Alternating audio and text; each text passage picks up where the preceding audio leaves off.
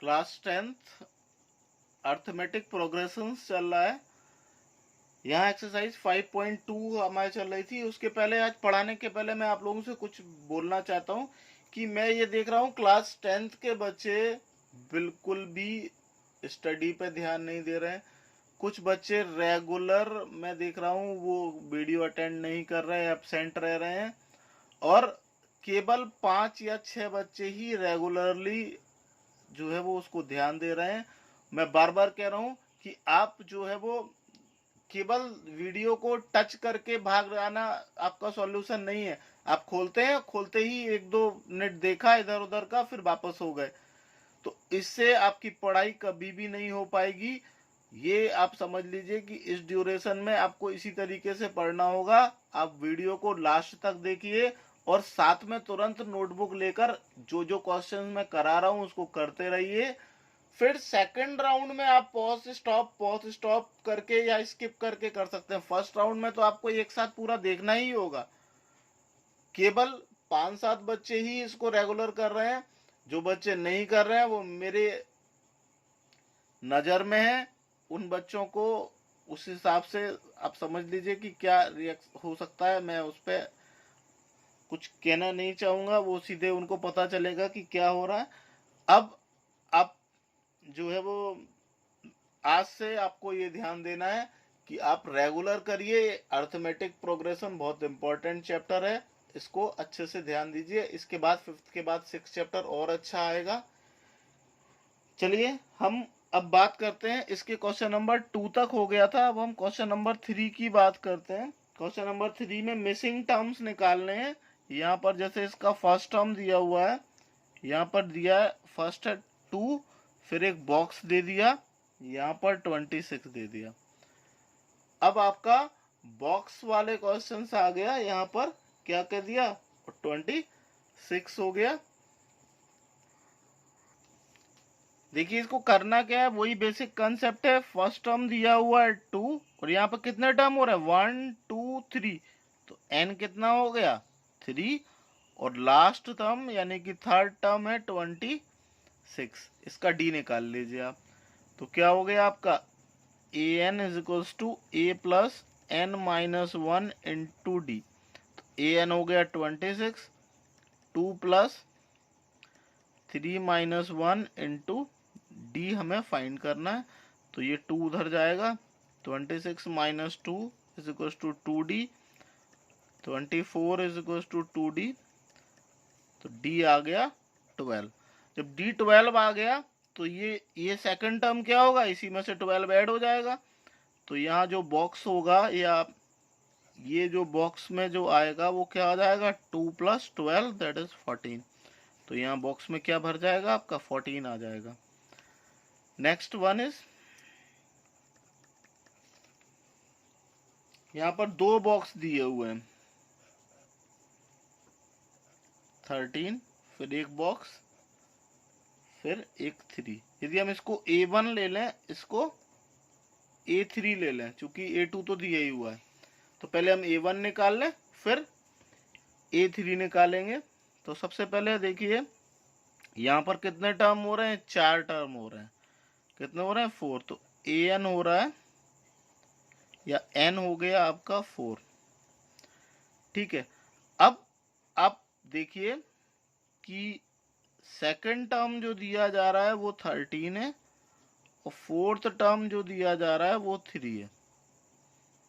बाकी तो 4 टर्म है, लेकिन अगर हम सेकंड टर्म देखें तो ये 13 है और फोर्थ टर्म जो है वो 3 है।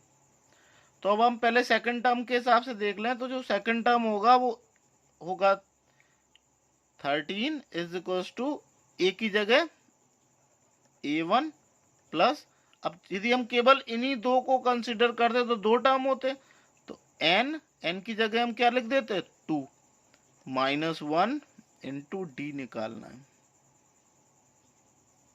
तो यहां पर हो जाएगा 13 is equal to A1 plus D.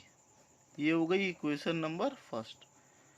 अब अगर हम देखते कि फोर्थ टर्म कितना है 3 है, तो फोर्थ टर्म की जगह रख देते 3 is equal to A1 plus, यहाँ अभी 2 ही टर्म ले रहे थे तो 2 माइनस 1 किया, अभी 4 टर्म ले रहे हैं तो यहाँ पर क्या हो जाएगा 4 माइनस 1 इंटू डी, तो ये हो जाएगा 3 प्लस A1 प्लस 3D। ये हो गई इक्वेशन नंबर 2। इन दोनों को सॉल्व कर लें तो 13 is equal to A1 plus d, 3 is equal to A1 plus 3D। यहाँ पर इसको माइनस कर देंगे तो 10 आ जाएगा माइनस का 2D, या फिर D आ जाएगा माइनस का 5। अब D माइनस का 5 आ जाएगा तो यहाँ वैल्यू रख दो, तो क्या हो जाएगा आपका, ये था ना 13 is equal to A1 plus d था, तो 13 is equal to A1 plus minus का 5। ये माइनस का 5 उधर जाएगा तो प्लस का हो जाएगा, तो A1 आ गया आपका 18। अब A3 निकालना है तो A3 क्या हो जाएगा आपका, यहाँ पर 13 के बाद ही तो आ रहा है, तो 13 प्लस डिफरेंस ऐड कर दो माइनस का 5, तो 13 में से 5 माइनस करेंगे 8 आ जाएगा। ये जो है वो आपका आ गया, तो ये A1 आ गया आपका 18 और A3 आ गया 8। हालांकि हम इनको ओरली देख सकते थे, कैसे कर सकते थे, एक और आपको तरीका बता देते हैं। देखिए यदि हम इनमें डिफरेंस D का मानते, यदि हम इनमें डिफरेंस कितने का मानते, ये अल्टरनेट मेथड देख लेते हैं। यदि इनमें डिफरेंस D का मानते तो इन दोनों में डिफरेंस कितने का हो गया 1D,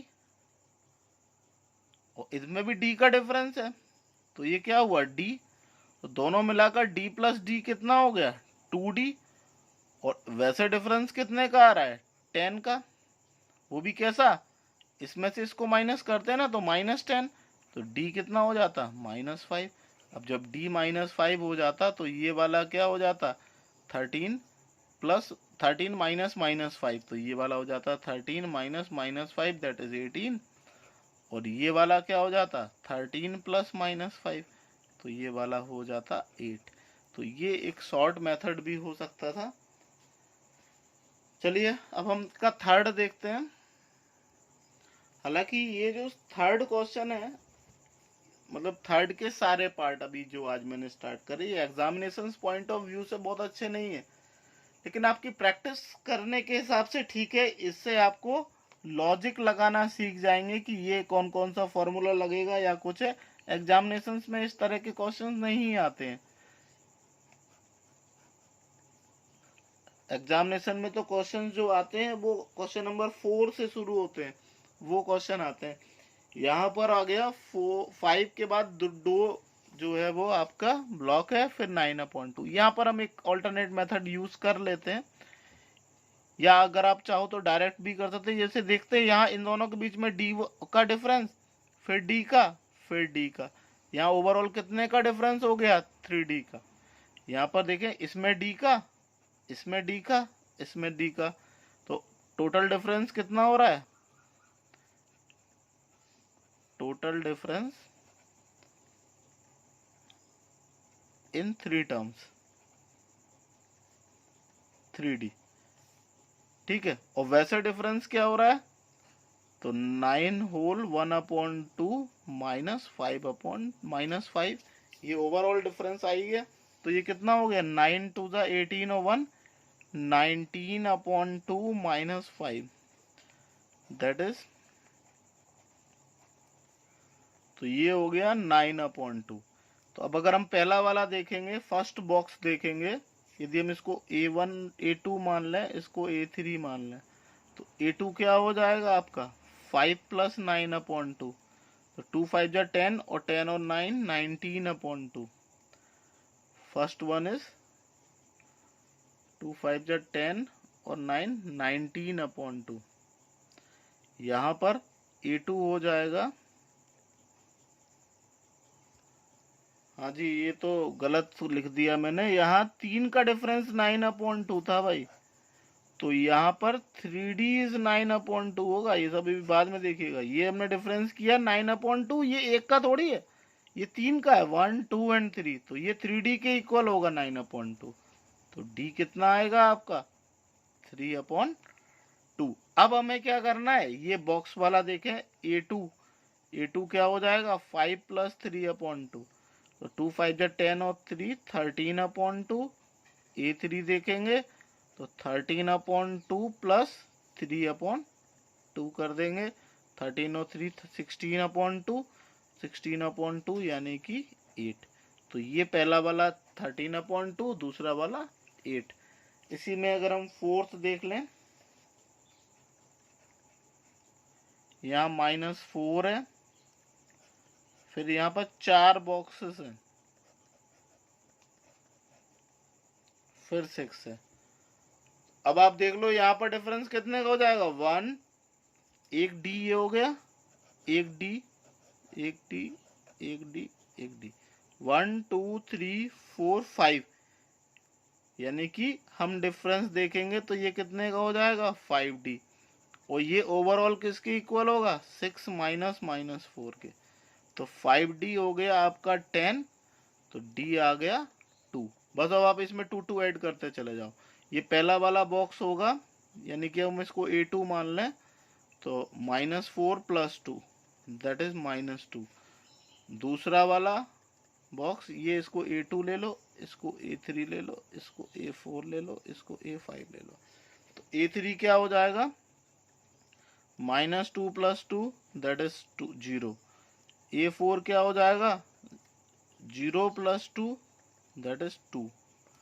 A5 क्या हो जाएगा 2 + 2 दैट इज 4। देखिए हम कुछ नहीं कर रहे, आप लोग सोचो कि क्या कर रहे हैं। हम जो आ जा रहा है उसके बाद जो है वो उसमें कॉमन डिफरेंस, जैसे A2 आ गया हमारा, तो A2 के बाद जो है वो 2 ऐड कर दिया तो A3 आ गया। A3 आ गया तो A3 की जो वैल्यू आई उसमें 2 ऐड कर दिया तो A4 हो गया। A4 की जो वैल्यू आई इसमें ये कर दिया। तो ये इस तरीके से ये फोर्थ वाला भी हो गया। अब फिफ्थ पार्ट और देख लेते हैं। फिफ्थ पार्ट में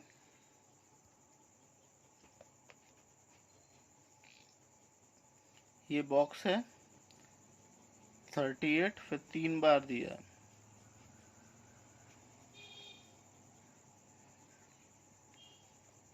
अभी हम इसको A1 मान लें, इसको A3, A4, A5, ये A2 तो ये खुद ही है ना। अब करेंगे हम वही, इसको मान लो कुछ भी नहीं, इसको एक आप छिपा लो। अब यहां से देखो, इन दोनों के बीच में पहले कितने का डिफरेंस D का, फिर एक और D, फिर एक और D, फिर उसके बाद एक और D करके कितना हो जा रहा है ये, तो कितने का डिफरेंस 1 2 3 4, तो 4D is equals to this minus this, -22 -38, तो 4D इज इक्वल्स टू हो जाएगा माइनस का 60, है ना। तो D हो जाएगा -60/4, तो D कितना हो गया माइनस का 15, यानी कि हर टर्म जो है वो 15 कम हो रहा है। तो पहला वाला अगर हम देखें तो A1 जो होगा वो क्या होगा कि देखिए दिस माइनस दिस करते हैं तो A1 हो जाएगा 38 -15। देखिए इस तरफ वालों में ऐड करेंगे, इस तरफ वाला निकालना है तो माइनस करेंगे, तो A1 हो जाएगा 38 + 15 53, क्योंकि देखिए रिड्यूस हो रहे हैं ना सारे टर्म्स, तो ये बढ़कर होगा, ये 53 में के बाद ये 38 हो जाएगा। अब हम अगर A3 देखें तो A3 क्या होगा A2 + D हो जाएगा। तो A2 हमारा कितना था 38 और डिफरेंस कितना आया माइनस का 15 दैट इज 23। A4 देखें, A4 क्या हो जाएगा A3 + D, तो A3 कितना आया 23 और प्लस -15, तो दैट इज 8। A5 देखें तो A4 + D, तो A4 कितना है 8 प्लस माइनस का 15, तो ये माइनस का 7। तो ये जो है वो आपका पूरा क्वेश्चन नंबर 3 हो जाता है। क्वेश्चन नंबर 4 और देख लेते हैं।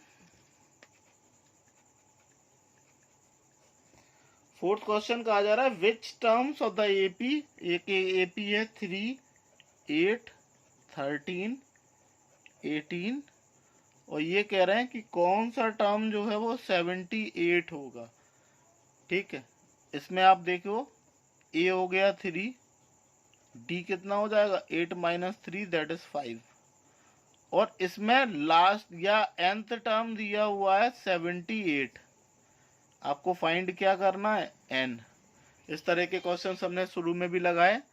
तो आपको 4 में से 3 चीजें दी गई हैं, तो आप फॉर्मूले में रख दें, A N is equal to A plus N minus 1 into D.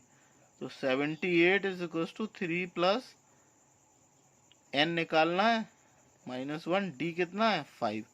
तो 78 minus 3 is equal to N minus 1 into 5। 78 में से 3 माइनस करेंगे 75 आएगा,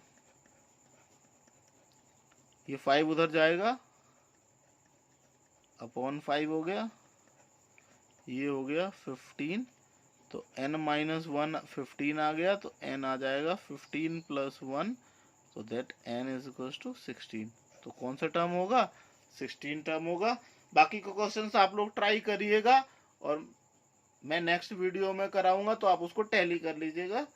और बार बार कह रहा हूं कि ज्यादा से ज्यादा आप क्वेश्चन करके इसका जो सॉल्यूशन है मुझे मेरे नंबर मैं एक बार फिर से बता देता हूँ, 9140190557 इस पे सेंड करिए।